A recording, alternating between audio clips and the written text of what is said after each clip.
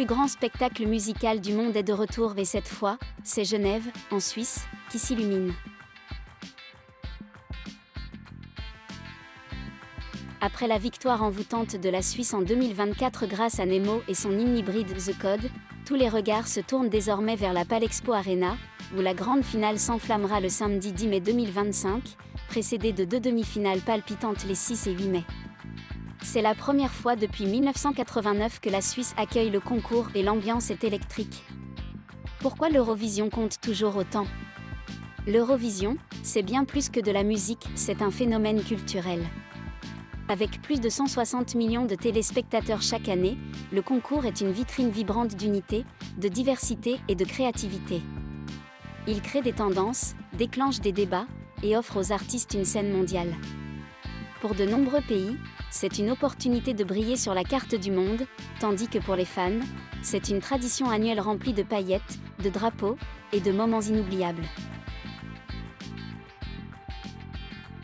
Le battage médiatique est réel. De Stockholm à Sydney, les fans sont en effervescence. Les billets se sont envolés en quelques heures, et les soirées à thème Eurovision se multiplient dans toute l'Europe.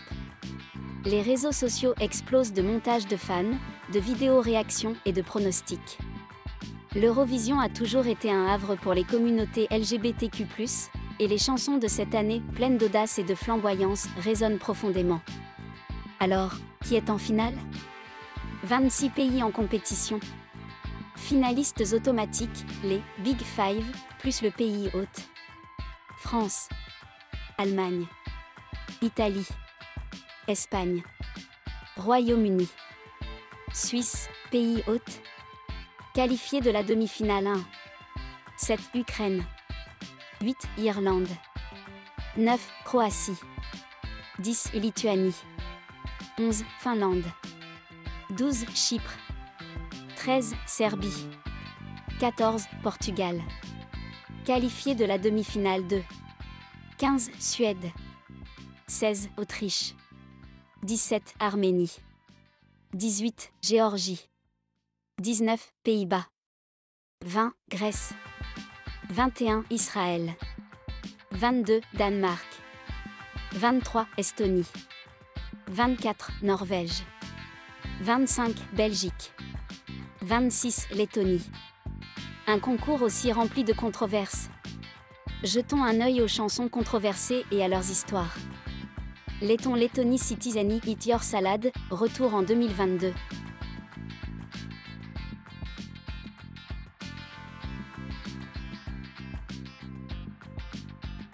Leur chanson de 2022 avait été censurée pour une référence coquine au sexe oral, mais Citizeni sont de retour en 2025 avec une nouvelle qualification.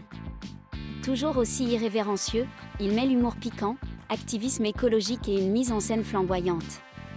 Espagnol Espagne Nebulosa Zora. Pas en lice cette année, mais Zora a fait sensation en 2024 avec un mot signifiant à la fois renarde et salope en argot. Le ton féministe et sans filtre de la chanson a provoqué de vifs débats sur la langue et le sexisme dans la musique. Français France Nina Morato, je suis un vrai garçon.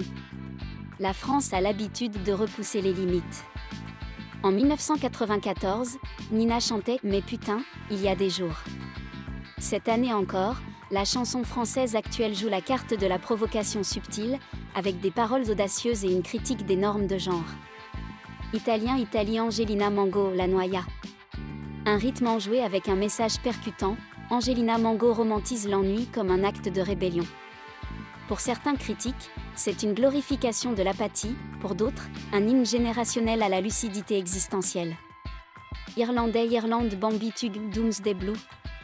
Oui, l'une des chansons les plus controversées de l'année est qualifiée pour la grande finale. Bambi Tug apporte une énergie de cabaret noir, avec une performance gothique mêlant symboles occultes, hurlements poétiques, et une puissante représentation queer. Adoré par certains, fustigé par d'autres, c'est l'un des messages les plus audacieux de 2025. Pays-Bas Joost Klein Europapa. Un rêve technicolore. La chanson de Joost est une ode nostalgique à une Europe sans frontières. Son excentricité et son idéalisme séduisent autant qu'ils intriguent, surtout en ces temps politiquement tendus. Il est en finale et inoubliable. Israélien Israël Eden Golan Hurricane. Probablement l'entrée la plus politisée cette année. En pleine crise à Gaza, des manifestations ont éclaté dans plusieurs villes hôtes. Malgré les tensions mondiales et les appels à son exclusion, Israël a été qualifié grâce à une balade puissante et une présence qui divise. Conclusion. L'Eurovision 2025 s'impose comme un véritable chaudron de spectacles, de controverses et de talent pur.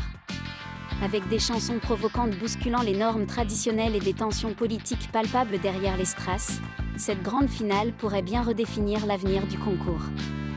Une chose est sûre, l'Europe regarde, danse et vote, et le monde attend de voir qui brillera le plus sous les lumières de Genève.